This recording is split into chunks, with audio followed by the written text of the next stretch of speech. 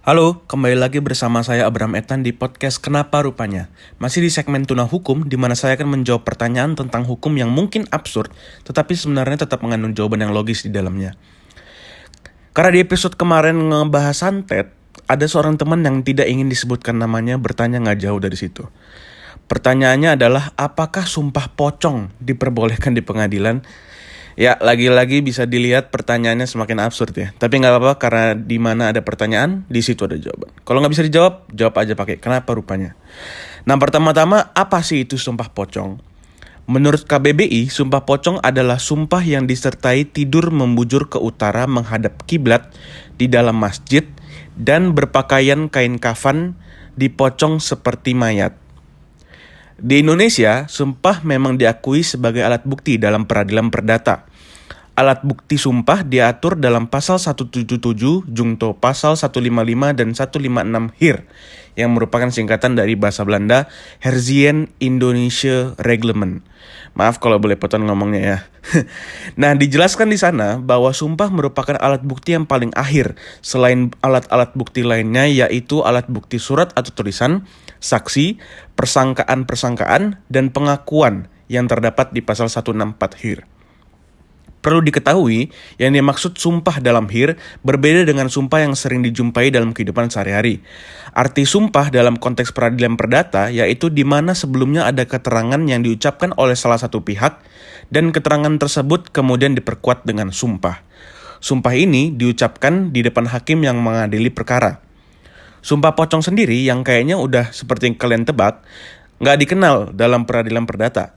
Jenis-jenis sumpah yang diterima sebagai alat bukti dalam peradilan perdata itu, 1. Sumpah supletoir di pasal 155 HIR, atau sumpah tambahan, yaitu sumpah yang diperintahkan oleh hakim karena jabatannya kepada salah satu pihak yang berperkara. Tujuannya untuk melengkapi bukti yang telah ada di tangan salah satu pihak. Kedua, sumpah deciseur di pasal 156 HIR, atau sumpah pemutus, atau sebutan lainnya sumpah mimbar atau sumpah penentu, yaitu sumpah yang dimohonkan oleh pihak lawan. Sumpah ini dilakukan pada saat salah satu pihak yang berperkara memohon kepada hakim agar pihak lawan diperintahkan untuk melakukan sumpah, meskipun tidak ada pembuktian sama sekali. Jika menyangkut perjanjian timbal balik, sumpah pemutus dapat dikembalikan. Artinya pihak yang diminta untuk bersumpah dapat meminta juga agar pihak lawannya juga bersumpah. Sumpah ini harus bersifat litis deciseur, yaitu benar-benar mengenai suatu hal yang menjadi pokok perselisihan. Nah, sumpah pemutus ini dapat digunakan sebagai alat bukti dalam hukum acara perdata dengan syarat diucapkan di depan hakim dalam proses pemeriksaan perkara, dan hanya jika tidak ada bukti lain yang dapat diajukan para pihak atau juga disebut pembuktian dalam keadaan buntu. Jadi, sumpah pocong tidak dikenal dalam sistem hukum kita. Tapi, apabila ternyata hakim yakin dan menerima sumpah pocong sebagai sumpah pemutus, maka hal ini dapat dilakukan. Hal ini karena dalam sistem pembuktian hukum acara perdata kita mengakui keyakinan hakim sebagai unsur yang menentukan dalam pembuktian. Apakah udah pernah dilakukan? Ya, sumpah pocong sebagai pemutus sudah pernah dilakukan dalam perkara perdata sengketa tanah yang disidangkan di pengadilan di Kabupaten Ketapang, Kalimantan Barat pada tahun 1996. Sumpah pocong tersebut dilakukan oleh Kunan Sultan Sinaro di Masjid Agung Al-Ikhlas Ketapang pada Juni 1996. Sumpah tersebut juga dipimpin oleh Hakim M. Yusuf Naif SH. Pengambilan sumpah tersebut terkait dengan sengketa tanah antara Kunan penggugat dan juga Labek Hadi selaku tergugat. Dalam perkara tersebut, sumpah pocong dilakukan sebagai sumpah pemutus. Jadi bisa disimpulkan kalau sumpah pocong sebenarnya tidak diakui dalam sistem hukum kita.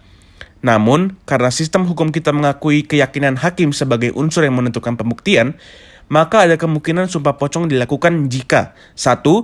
Pembuktian dalam keadaan buntu atau tidak ada lagi bukti yang dapat diajukan para pihak. 2. Ada pihak yang memohon untuk melakukan sumpah pocong tersebut. Dan ketiga, hakimnya meyakini sumpah pocong dan sumpahnya dilakukan juga di hadapan hakim tersebut. Kira-kira seperti itu. Jika ada kesalahan mohon dimaafkan karena saya tidak lebih dari seorang tuna hukum. Jika kalian suka konten seperti ini, jangan lupa share ke teman-teman kalian. Dan jika kalian ingin mengajukan pertanyaan, bisa melalui Instagram saya @abrahametan_. Dan udah sih, itu aja. See you in the next episode. Dadah!